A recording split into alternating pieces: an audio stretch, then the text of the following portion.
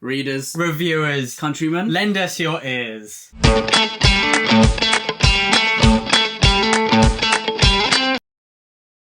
Welcome back to the channel. It is that time of year. It is early 2023, and of course, we love a good list. And so here we are today, talking about our favourite reads of 2022. Yeah. But we're in 2023 now. Crazy. Of course, as there's two of us, we're going to split this into two videos. So this will be our favourites from our 10th favourite read of the year to our 5th favourite. And then the next one will be our 4th favourite to 1st favourite with 3 honourable mentions. Because we like to cheat, you know? Yeah. There's so many good books out there, and we loved so many last year that we want to add 3 more, but not call it a top 13. It's the perks. So we're being cheeky. It's the perks of, you know, we owning the actually channel. Made this video. Exactly. So, yeah, we can. But first off, let's kick it off by saying some of those amazing book stats. Doesn't matter what the number is, it's a stat, so it's good. I'm very impressed. I'm very happy with myself. I read 123 books last year, which is 52,803 pages, I believe. Very nice. The stats off by the top of my head.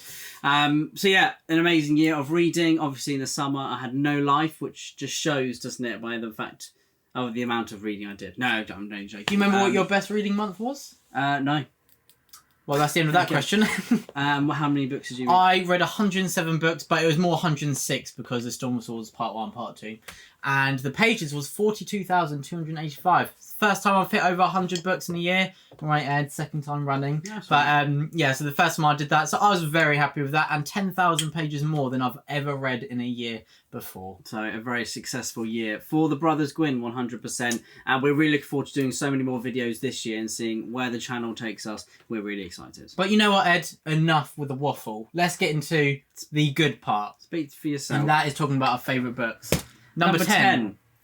On my list of best reads of the year is Essex Dogs by Dan Jones. This is a historical fiction set in the 14th century as England are invading France. If you like the film The King, then this will have kind of similar vibes for you. But this is a little bit funnier, but with the amount of weight that The King brings as well. It's a fantastic historical fiction. Dan Jones's first historical fiction, although he did write short stories, so this is his proper novel. And he's a great writer. He invests in character really well. The pace is fantastic, and it is a very good anti-war book in terms of it portrays war as realistically as I perhaps have ever read. It's got all those aspects of war that we don't really read about, that kind of usually suck the pace out of, you know, typical Hollywood stories, that kind of thing. But it the really marches, it really lends itself here, and the characters are great. So yeah, I'm really impressed with Dan Jones' first book. I'm really looking forward to catching up with the rest of the Essex Dogs. Yeah, Essex Dogs very narrowly missed out for me, but I do love that it manages to portray what feels like an authentic feel of the medieval mindset, and obviously morality was perceived very differently then, so you're naturally inclined to not like most of the characters, but still there is heart because he adds that group of warriors, the Essex Dogs, who are fighting for each other, and it's that element where you know that element of self-sacrifice that makes you love them. And the book is a lot of fun. Brilliant. And now on to my number 10th pick, and it is The Children of Gods and Fighting Men by Shauna Lawless. This is historical fantasy at its finest. You said, what was your quote about it? It's great, about Cersei. If Cersei... There's a new Cersei in town and she's Irish. There we go. And we did a review of The Children of Gods and Fighting Men. If you want to check that out for more detailed thoughts. We did for the Essex Dogs. And what was even more fun than doing the review was actually interviewing Shauna Lawless herself. And it was amazing because we've been chatting to her on Twitter ever since she said that she wanted to be a writer, and now we've managed to see her book come to fruition, which is just fantastic. It's such an amazing book as well. And I wonder if it will crop up on a list later on. I wonder, indeed. But one of the amazing things that every book you read, there's questions you've got, isn't there? Especially when it's a book that you've loved. So being able to ask Shauna Lawless those questions and get those answers was absolutely incredible. Some of them she said you'll find out. So yeah, we're hoping to get our hands on book 2 as soon as possible, and that is being released in 2023 this year now, so that sounds better than saying gotta wait till next year for that. But yep, it is this year, and so yeah, that is number 10 on my list. Very nice. And the next one for me is Sword of Keigan by ML Wang. This is a self-published fantasy which is absolutely phenomenal. It has, obviously, as you can tell by the cover, there are samurai vibes here through and through. So if you like Vagabond, the manga, or anything else along those lines, you will absolutely love this. I used to read a series of books, as did Will, called Young Samurai by Chris Bradford, which were probably the pinnacle of historical fiction for me until I became a bit older. But I would like to read. I think they would hold up really well. So do I. Actually. They are, their tales set in Japan, where there's a coming of age story where a young boy learns to become a samurai, and that really appealed to me. Here is kind of a darker take on that, really, isn't it? Where you have a young boy who's becoming a warrior, of course. But yeah, a young boy is becoming a warrior, but then his mum is a POV as well, and she has a hidden past. And she is one of the best characters I've ever read. And he said written then. I wish I had written. I remember in one of our first videos, I claimed that I had written the Rage of Dragons by accident. You did say Rage of Dragons is one of the best books I've ever written. Yeah, which is impressive considering you didn't. I didn't. If you could write Rage of Dragons, that'd be. I would. Good. If I could, I would. If you could write the next ones as well, that'd be cool. That would be cool. I'd like to read them tomorrow. But Sword of Keigan I think, it's a great portrayal of characters. It's a great study of human relationships, and it's full of emotion, and it is heartbreaking. And the pieces of action here are used so amazingly to further the plot. ML Wang is a very rounded writer, I think, and she has many aspects of her game that are at fantastic quality, and I think The Sword of Keigan will always be one of my favourite books just because of the lasting effect it has had on me. And there are a handful of scenes that will probably stick with me for a long time. Very nice, and that's one that you've been pushing at me subtly at the moment because you wanted me to read Boudica first, which you may hear about later from one of us or both of us. Really? Maybe. But yeah, so I think that's next on your agenda, isn't it? Oh yeah, you need to. Well, it's up there. Maybe some cowboy stuff you should read. Lonesome Dove. It's up there. It's up there. Next up, my number 9 spot I don't have physically, and that is Let the Right One In by John Linkvist. So this is an amalgamation of genres, basically. It's got a bit of horror, a bit of literary fiction in there, a bit of everything. Apart from those two genres. But yeah, so this is a brilliant story. It's the premise seems simple in one way. We follow a boy who is being severely bullied at school. It's set in Scandinavia, and it's set, I think, is it the 80s? Yeah. 90s? 1980s, 1990s. Before and we were it's born. very cold. Yeah. And so that's the premise. And a girl moves next door, and he only sees her at night, and she has never seen a Rubik's Cube before, but she somehow solves it the first time she sees it. And then... Spoiler alert, Will. And then it's on the blurb. It's on the blurb. And then some people just start dying, and it's completely unrelated, obviously. And so, yeah, there we go. That is the premise for Let the Right One In. But it is so much more than a horror story. That would be a disservice to leave it as just that. This is such a powerful book with brilliant characters. And the question, who are the real monsters? Is it the literal monsters, or is it just people? So yeah, that's a nice, happy book to go and read to make you believe in the courage and goodness of humanity. Yeah. Not. You should be worried when the mass murdering vampires are the kind ones. Yeah, you really should be. Well, kind is a stretch. Kinder. That's better. Yes, sorry. But, yeah, terrible. It's all on a spectrum, isn't it? Yeah. And I actually did a review of Let the Right One In on my other channel, William Gwynn. Excuse me? I did. You reviewed it without me. I did. Well, I asked you, and there's others that you wanted to review first. I did a joint one because I was comparing it to Carrie, which I thought was the same theme of Who Are the Real Monsters. So I was comparing the both. You cannot excuse yourself. I can, because I actually... See, he's pretending he has no knowledge of this. I asked him, and he said, no, go do that. You did not ask me. Definitely did. And the next one for me is The Children of God. And Fighting So Men. you weren't lying when you said it's going to be on your list later on? I never lie. Wow, I never. I never lie. And the next one, for me, is Sean Lawless's book. This is a fantastic historical fantasy, which is an awesome kind of... I think we're at a great stage of fantasy now where historical fantasy is becoming much more prevalent as we read on, and we march our, the march of time through the years. There is more historical fantasy out there. Well, next year, The Judas Blossom is coming out. Well, this year now. Yeah, we cannot list them all. There's too many to name. There's at least three. There's at least three. At least three. Too many. So, Children of Gods and Fighting Men, it tackles the Irish mythology meets Vikings stage of the late Dark Ages. And that, for me, is so much fun. I absolutely love historical fiction set in that time period. So why would I not love historical fantasy? And yeah, I really did.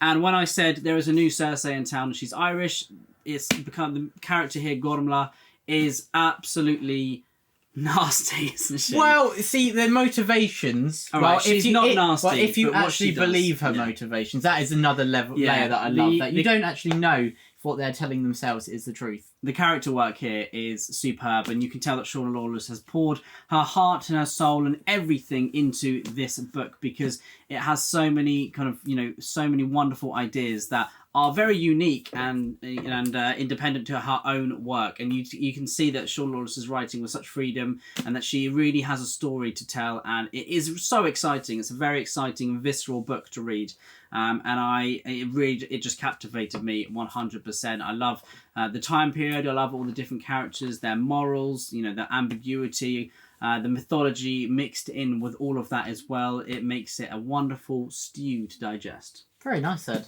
Very nicely put. And number 8. Why do you look shocked? I'm not shocked. I was just reveling in the moment. Love it when someone talks about a book that you love with a similar passion. Pretty nice, isn't it? Number 8 for me is A False Hope by Mike Shackle, and it is a false hope to hope that any of your characters who you love will survive this.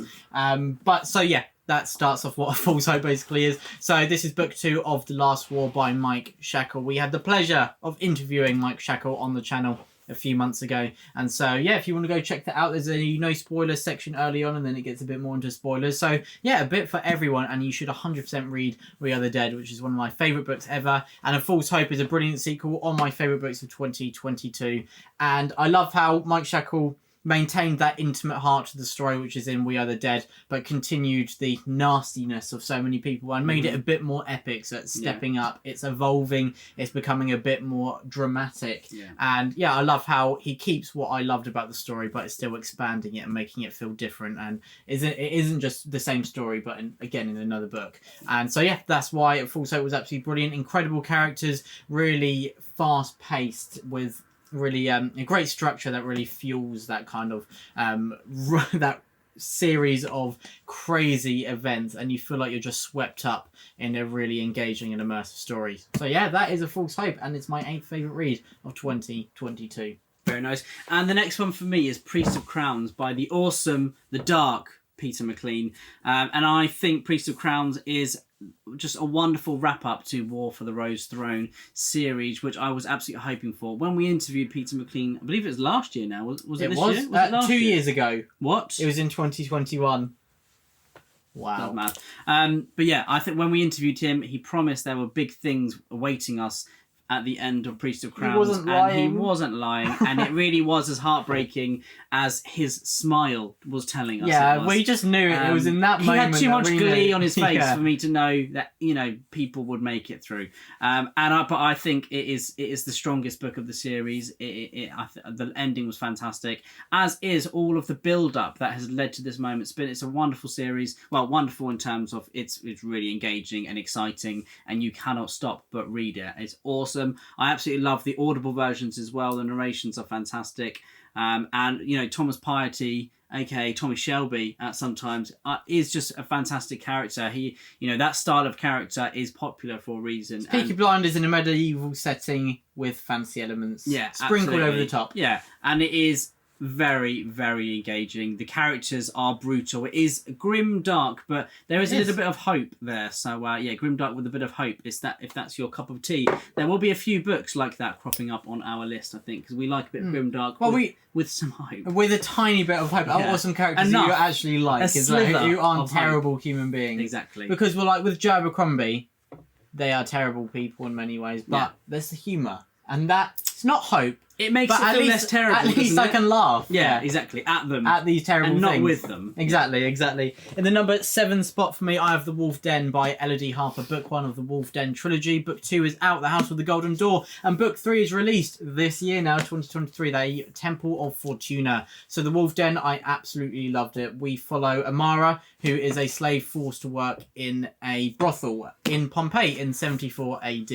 And she is the sole perspective, but this story isn't just about her. It's about the group of women around her and an array of other very important characters. And I love what Elodie Harper does so well is bring the whole cast to life. No one is left out of the story. Everyone has their moment to shine. Everyone has their own growth, and they feel like real human beings, and that really just brings the whole story to life. When every single character feels real and how they interweave in and out of a story feels organic and natural, it has such a domino effect on every single other element of storytelling. And that is the heart, at the core of what is brilliant about The Wolf Den. And there's so many other things. I think Elodie Harper really uses her prose, her authorial voice to really emphasize that. And it's like in scenes which terrible things are happening, they're told in an almost unengaged way sometimes, the prose, isn't it? It's like it's normal, and that makes it so much more even tragic. more horrifying. Exactly, and it's a bit like what Pat Barker does in The Silence of the Girls, and I thought that was really interesting, something I don't really see much, but this is done brilliantly here.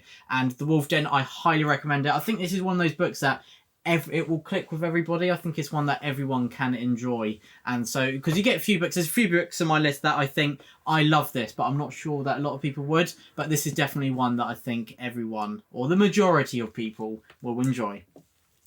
And we were talking about Grimdark with a slice of hope a minute ago, and We Are the Dead by the awesome Mike Shackle is kind of the epitome of grimdark with hope, I believe. Exactly. It is a fantastic book. This is grimdark because of the brutal nature of the world that Mike Shackle has created. There are kind of samurai / Japanese vibes here in terms of the world building, which I really enjoyed, but it doesn't come into play too much. I think that there is a kind of, moving away from world building. It's inspired, This isn't it? fantasy is much more very character driven, and it's not too descriptive of the world around it. It is much more focused on the actual actions of the characters. What is happening? What are they doing? What are they thinking? And how many people are going to die in the next few chapters? Because usually that number is extremely, extremely high when it comes to Mike Shackle.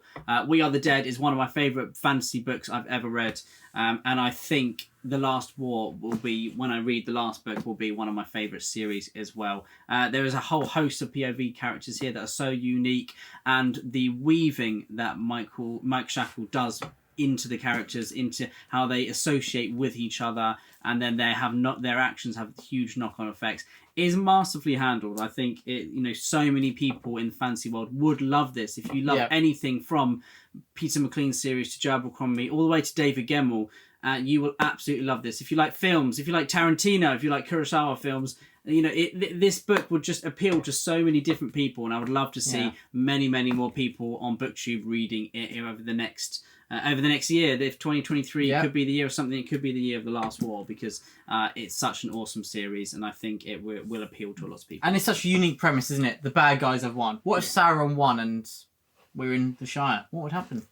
Yeah, it's like Saruman winning. I've seen the Shire.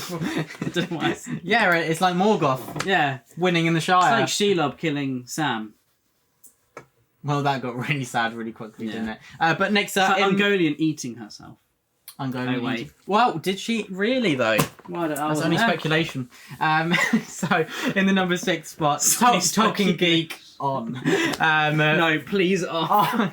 Now, the number 6 spot... I forgot who I was messing with. I forgot to mention at the beginning of the video, we were not counting rereads. No, of course. Or more than one book in the same series. You are. Yes, we were. We did not discuss that. Yes, we did. No, we didn't. You've changed everything. Disregard that rule. No, you have to put it No, away. no. There's another one. No, not happening. Are you serious? I'm sorry, Ed. We did not discuss that. You're having all of the books in there. In the number 6 spot, I have A Game of Thrones by George R. R. Martin, of course, but one of A Song of Ice and Fire. I'd never watched or read any of A Game of Thrones, other than a few spoiler scenes, which Ed said, look at this amazing scene. It only spoils the entire series that you build 6 books towards having a revelation. But it was still in brilliant. The series, so it might not have happened in the books. So they definitely have that integral then. But anyway, it's still brilliant. Even though some of the events I knew it was building towards, there's so much I didn't, and the stuff I did know, I thought it still executed brilliantly, and there's still a great amount of tension about how this would unfold. And if I knew a character death, it was about how would it affect those around So you them. actually enjoyed it more because of the spoilers? I would actually say there are elements which, because I know part of the thing, one of the things that people love about George R. R. Martin's writings is the revelations that completely take you by surprise, but you realise all the pieces were there that you should have known. So you like seeing the pieces beforehand of thinking, I know where this is going. Exactly. You must feel like a really good detective The new Daniel Craig. Well, when you know the art, it's like, okay, this is the murderer. Yeah. I want you to now know how it got to there. Yeah. It's like It's a bit easier. It's a bit easier, It? yeah. But yeah, so that is Game of Thrones. Great cast of characters. I love how this is basically medieval life with dragons, and it just feels real, vivid, authentic. And Littlefinger is probably my favourite side character in this. They did him a disservice in season 1 of Game of Thrones, but I have heard that he's much better further on into the series, which I'll definitely be watching. And yeah, this might not be the last of A Song of Ice and Fire that you hear about in this list. Well, because you changed the rules again. No, we never discussed it. Show me the contract. I pinky we did. Show me the contract. Pinky. No, we didn't. No, we did. When? When did I ask? Come on. Earlier on. But it's okay. The next one for me, the last one for this video, number 5, my 5th top read of the year out of all those 123 books. How many did you read again? 107. Oh, yeah. There we go. Oh. 1-0. Is Empire of the Vampire by the awesome Jay Kristoff. This is a fantastic book. I've said in our review, this is probably the most iconic book I've ever read.